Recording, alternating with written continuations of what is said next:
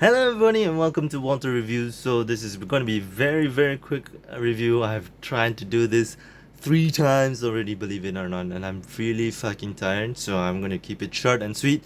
I'm going to be ranking Black Mirror episodes. I'm going to give you a short review on each one of them, and I'm going to be giving you my thoughts on them. So, at number 5 is Beyond the Sea. I didn't really like this, how the plot went for that story, particularly because I don't really like the being alone in space. That underlying theme and underlying message was not really powerful enough to keep my attention, if that makes any sense. Because I do like space. I do like being in space. I do like the visuals of space. It kind of reminded me of The Martian. One of my top 10 movies, and Interstellar as well. But I do have to say that being lonely in space does not really capture my full attention. I think because we are more into the character of the Interstellar's dad, that it made me more empathetic to him. Big and In terms of Beyond the Sea, we are not really being introduced to Aaron Paul's character, Cliff. We are given really short glimpses into him. I would have liked to have his character expanded or expounded on a little bit more. I thought that David's character was a little bit more done, a little bit more explored, and I feel that maybe if they had shifted, Cliff to David, I think that would have been a better story for me. And I would rank Maisie Day a little bit higher than Beyond the Sea. So on number five is Beyond the Sea. Number four would be Maisie Day. I thought that the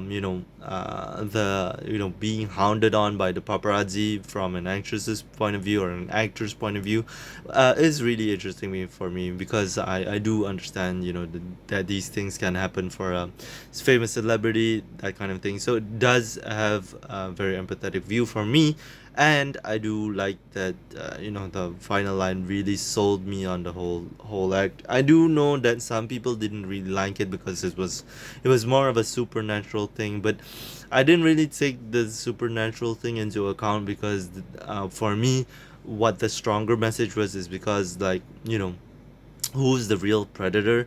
The paparazzi or the actors, just trying to deal with what they're going through each day. But the paparazzi is literally hounding them, and I guess that's why people didn't really rank Maisie Day high, is because I guess it's kind of cliche, and it's already been touched on a lot, and I get that, and that's why I kind of just rank it a little bit higher than Beyond the Sea for me, because I thought that was pretty well done in terms of how they focused on Maisie Day. And she's being focused on as the problem actress, her drug problem, her alcohol problem, etc. So for me, that was kind of like, oh, okay, I can see how this is going to turn out.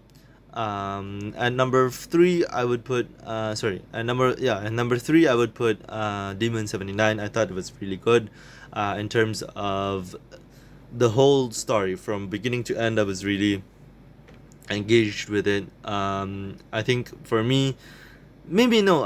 Maybe I would switch Joan is Awful and Demon 79 around, because so my official number three is Joan is Awful, because Joan is Awful didn't really have as much of a stay in me, as I'm really going through my mind right now and rearranging it, because at number three, Joan is Awful is just about Netflix and how they can really flex their muscles in terms of how they can go meta with their story. It's themselves critiquing themselves, because Netflix is now a big gigantic monster, whereas Netflix 10-20 years ago was barely a company. They were just starting out. They were still giving DVDs out.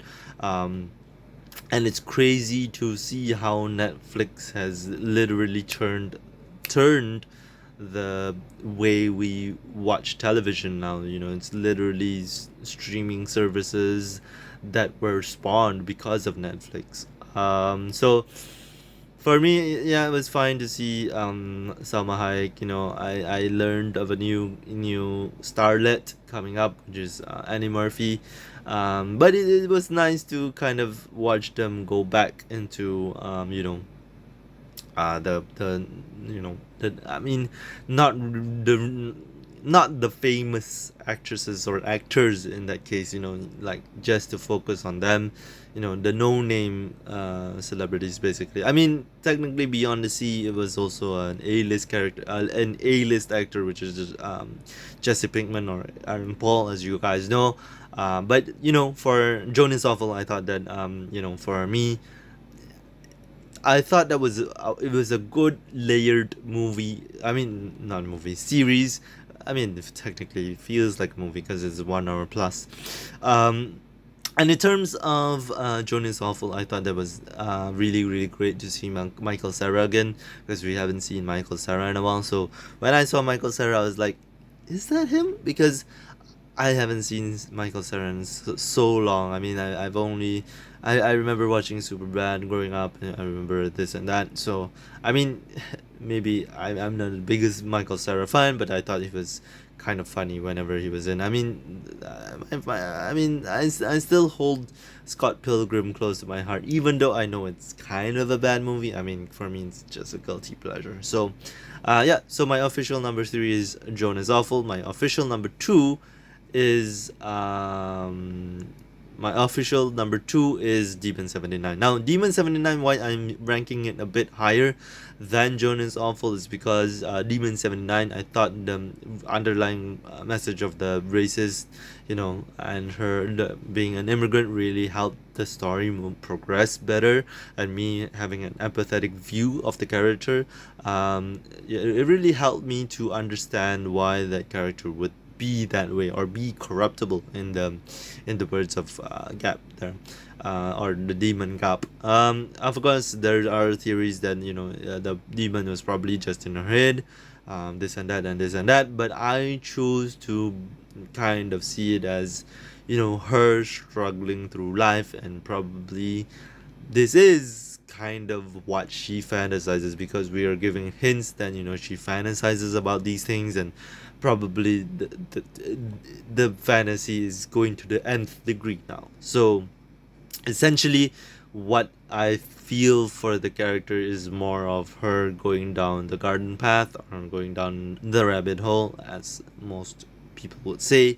But for me, I think it really really really was great for me to see, like, maybe a hint of supernatural being brought into Black Mirror, because I think that could be the next step of Black Mirror to have it on, because I mean, Black Mirror has always been close to reality, and I don't know if we can keep that you know we can keep that story beat going. I mean, this this season of Black Mirror is literally like streamberry season, as some would call it. But for me, Demon 79, I thought it was good premise. I thought it was good story. I thought it was good plot. Um, and overall, I was discussing this with my second sister, and she was saying as well, I thought she was gonna kill the colleague. So I thought that too, because that was gonna be an obvious kill. But obviously, they wanted to be from an ethical point of view, which is essentially she does not really want to kill. Therefore, if she has to kill, she has to kill the right people, which is essentially people who have done wrong in their lives. So I mean, the first one, technically, from an ethical point of view, is kind of right, because technically, those things were really happening in real life, and then that kind of thing, when she's gonna grow up and etc, she's gonna have these type of traumas because of inappropriate touching, molesting, etc. So I think that for me, that point was really drilled in. And then the second one, okay, it wasn't really counted, because I thought that was gonna be it. But I mean, because it was lucky that the brother of the killer was there. So I mean, Does the ends justify the means there? I don't really think so, because that was purely on survival. So her second kill I can't really justify, because on an ethical point of view, even, because she was technically caught. So technically, you want to talk about technicalities, I guess I could see why she could have done it, because essentially killing is wrong anyway, and you've already been caught doing the act. So what would be the logical step? As Immanuel Kant says, if you have an ethical reasoning, or if you have a sound reasoning as to why to commit the act, so commit the act. So I guess on a Kantian ethical point of view, you would do it. So I guess you could argue that. And my number one would be Loch Henry. I think it's very obvious for me why Loch Henry is number one. I really, really, really love stories about like serial killers. I really love stories about psychopaths. I don't know. I guess because my life I've been surrounded by psychopaths, crazy people, and I just am pulled into that story, because what makes a person go that far? You know what I'm saying? Because how can a person go to that dark place? Like, it fascinates me. Obviously, for me, how I got to my dark place was a different reasoning, because I was pressured into something I didn't want to do. And a lot of you who are watching are now my students.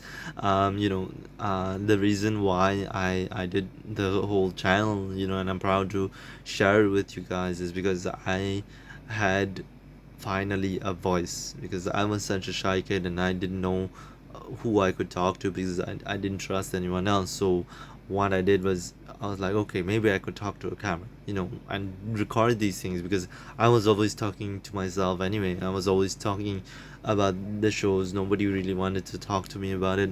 Nobody really wanted to discuss it with me. So I just did it myself, I'm really grateful I did my foundation in arts, because that really really spurned my fire for film, for shows, the media I've consumed. And I really really thank the heavens that I got that opportunity to learn how to dissect a film, how to dissect art, how art was made, why Chinese art is such like monochromatic colors, just black and white, and that kind of thing. You have the point of view of the other person. And as I said to many of my students, my actual interest was to join the psychology field, because I was interested in how the human behavior could be formed, etc., etc. So I really really enjoyed Loch Henry, because it really sparked something in me again. So when I watched Loch Henry, obviously, other people have said that it's also an indictment of the true killer stories that are out there, and how it affects the victims of the other people. But for me, it was all about the main character himself. The I forget his name. I'm sorry. Basically, Pia's boyfriend. I think his name is Henry, if I'm not mistaken. But if I am, I'm so sorry. I forget names easily. So I'm gonna go with Henry. By the way, I'm not gonna look up the character's name now, because it's too late. I'm diving in the review straight away. Um, so yeah, Henry, he wants to do his own artistic piece, and I think he should have pushed back with Pia and said, no, I want to do my artistic piece, because it's all about me, and I want to be passionate about something. And I don't really care about this true story crime killer. I mean, for you, you see the monetary value for it, but for me, it's all about what I want to talk about. And I think for me, it's also how someone could be led away from what they originally wanted to do, because I was kind of hating Pia for pushing him away from his own story that he wanted to do about the egg collector. So I don't know. For me, I think as well, I will say that the acting was really great on this one. I didn't even know that Podrick was the best friend. Podrick from Game of Thrones was in this, and you know, it's just guilty by association, really, because basically, Stewart's Podrick's character is named Stewart, so Stewart's dad was involved in the sex games that Henry's mom and dad were involved in. His dad Kenny, you know, had done these sex games as well as murder games. Like, that was so crazy. Like, I mean, imagine like having the tapes at home on the Burger Act, like literally a favorite TV show that they taped over and taped their crime. Like, that is insane. That is insane, people. Like, oh my god. Oh my god. That is, I'm still struggling to process it, because it's been like 4 to 5 days since I've binged and finished it. But it still really really stayed with me, and the ending really really really reminded me of like the Texas, like the Texas mass shooter. I thought it was really really sad to see him like be like, I don't know what the fuck to make of this, because essentially what had happened, it was like his mom was the real killer, and his dad was in on it. So, like, essentially, like, what was the point of diving into the true crime, so to say? Because essentially it's damned if you do, damned if you don't. That's what it comes to. So, um, overall, do I recommend Black Mirror season 6? Not really, because I think that Black Mirror, it served its time well. I thought that even in season 5 the season was weak. Season 4, I still could argue for it. I think the best seasons of Black Mirror is season 1, 2, and 3. Honestly, and I'm a big person. I'm a big person of shows with 3 seasons or 2 seasons. I mean, my favorite shows have always had the 3 seasons. You know, best of. And I remember starting BoJack Horseman on the 3rd season, and I really enjoyed that. And I went back to the first season and the 2nd season. Kind of didn't like it, but I mean, I stuck through it and continued back with season 4, and also season 5. I'm done with BoJack. I'm not gonna review it because um, BoJack holds something near and dear to my heart, and I can't really review that without being really really emotional. I'm not ready for that. Um, there's a few shows, movies I won't review, because that really really holds very very very special place in my heart, and I won't review it, because there are movies where I can be like, I can talk about it, but BoJack is one of them. I think also for me, I can't really talk about maybe I've talked about Inside Out and talked about Inside Out, but not to the extent of how I'm talking about Black Mirror here. But other than that, everything is free and easy. I don't think there's a movie that I won't talk about. I mean, I will talk about any movie, but BoJack specifically really really really hurt me to my bone, and I don't think I can refute that. So yeah, guys, share your thoughts below if you've watched Black Mirror or not. Some of my students ask me like, why do I curse so much in my videos? Yeah, it's just a different time, because I did have characters. I did want to do more artistic stuff in my days, but I am trying now to really really not curse unless I do need to curse. So I guess I've grown up, but I really don't care if you curse or not, because for me cursing an emotional outlet. For me, at the time, I cursed so much because I was angry. I was sad. I didn't know how to vent my feelings. So that was it. So anyway, guys, thank you guys so much for watching. I know it's 20 minutes. A lot of people complain it's long, but my reviews are reviews. It's supposed to dissect what I want to talk about. I want to talk about this, that, and the other things.